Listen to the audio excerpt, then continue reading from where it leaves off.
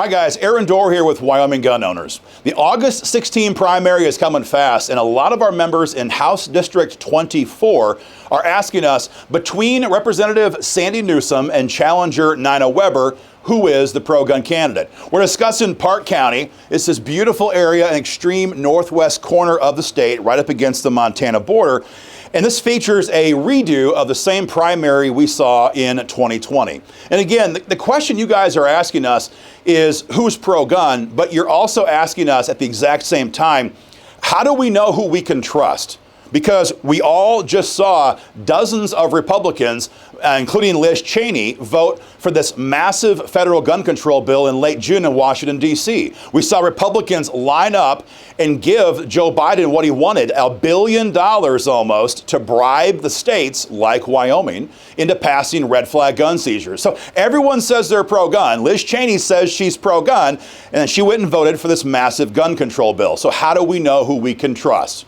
That's what this video is all about. We're going to break down these two candidates, break down their previous votes, and their candidate survey responses. Now, despite what Ed Buchanan, the Secretary of State's office, likes to allege about WIGO, we never tell our members who to vote for. We're going to give you guys in this video a snapshot of these two candidates. We're going to combine their votes, their survey responses, and all that we know about them, and you guys can make your own informed decision. But here's going to be the breakdown on these two candidates. We're going to begin with Nina Weber. Of course, for those who know, Nina is the current RNC committee woman here in Wyoming, and Nina proudly signed her WIGO gun rights candidate survey 100% pro-gun. Now again, we do a candidate survey program because talk is cheap. And everybody says they're pro-gun, especially in a Republican Party primary here in Wyoming. Then they so oftentimes betray us in Cheyenne. So we want to know, in writing, how would you vote on the big issues of the day? And there is no bigger issue right now in Wyoming gun politics than red flag gun seizures.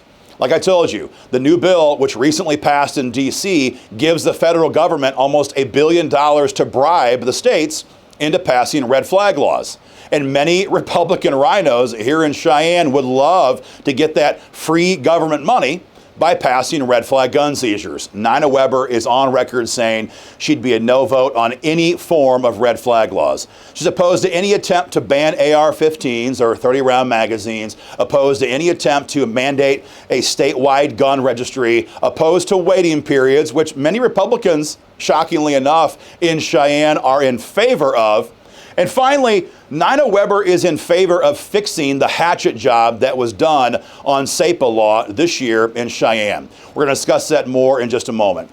So every question we ask Nina Weber up and down the line, she is 100% pro-gun, and we're pleased to acknowledge that when it comes to Nina Weber. Now, Sandy Newsome.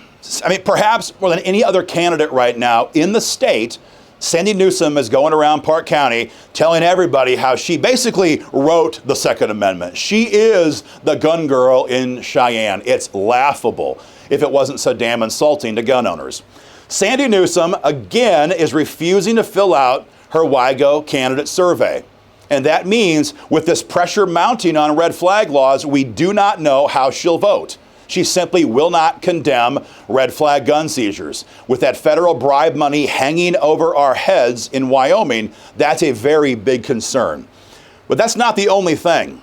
Sandy Newsome has a history of voting against the Second Amendment here in Cheyenne. I'm going to give you an example in case she tries to combat this. 2019, House Bill 183. WIGO was working to repeal deadly gun-free zones here in Wyoming. Everybody knows gun-free zones are a disaster. Everyone knows that madmen are always targeting these areas because we can't fight back because we're disarmed in these areas. We were trying to repeal this. We just about got it done. It passed the House. But one of those Republican rhinos who voted no on this was Sandy Newsome. So she wants to vote to make you disarm in these various areas. Again, House Bill 183, the date was January 31st, 2019, and the time, which is also listed on the state's website, was 2:22 p.m. So don't take my word for it. Look it up for yourself in the archives on the state legislative website. When we needed her on that critical vote Sandy Newsome sided with the Democrats and the extreme rhinos and voted to mandate these deadly gun-free zones. Very troubling stuff. And that brings up the last big point here, and that is SAPA, Second Amendment Preservation Act. Sandy Newsome is going all over, telling people the proof that she is pro-gun is she voted for this year's Second Amendment Preservation Act. Let's talk about that for a minute. Everyone knows, in case you don't know rather, what the Second Amendment Preservation Act does. SAPA law is designed to tell the federal government that this is our state, we have our own constitution, we have our own budget, and because of that, we employ our own troopers, our own deputies, and our own city cops. And under SAPA law, we're telling the federal government, you're not going to use our law enforcement agencies to enforce federal gun control. No, we can't limit the feds from enforcing their own gun control laws here in the state, but we can damn sure tell them you're not going to take our men and women in uniform to help you do it. That's what the Democrats did to President Trump, for example, on immigration issues for all 4 years he was in the White House. Now, the key about SAPA and to make it effective is to have teeth in it. The law that we wrote this year here in Wyoming was modeled after similar bills that I passed in the law in Missouri in 2021. And in Missouri, the people have the right to enforce any violation of SAPA law. So if a police department in Missouri violates SAPA law, the individual gun owner can take that agency, not the officers, the agency, into civil court for damages. That's what we tried to do here in Wyoming. The version that the rhinos passed in Cheyenne as a substitute, that removed all of that teeth. The only enforcement we have now on the books is if the county attorney decides to bring criminal charges against the local sheriff or police chief. You and I all know that's never going to happen. Not in a million years will a local county attorney bring criminal charges against a county sheriff. And by removing the teeth on SAPA law, what we saw happen this year in Cheyenne was every single rhino in the state, like Sandy Newsome, can campaign as though they voted on a big, powerful gun bill. And the truth is, gun owners got played. This kind of hypocrisy, frankly, is even more insulting than Sandy's vote for gun control just 2 years ago here in Cheyenne. So guys, again, to recap this race, you've got one candidate, Nina Weber, on the record, 100% pro-gun, opposes gun control, opposes red flag laws, and is willing to fight to fix the problems that we have with SAPA law here in Wyoming.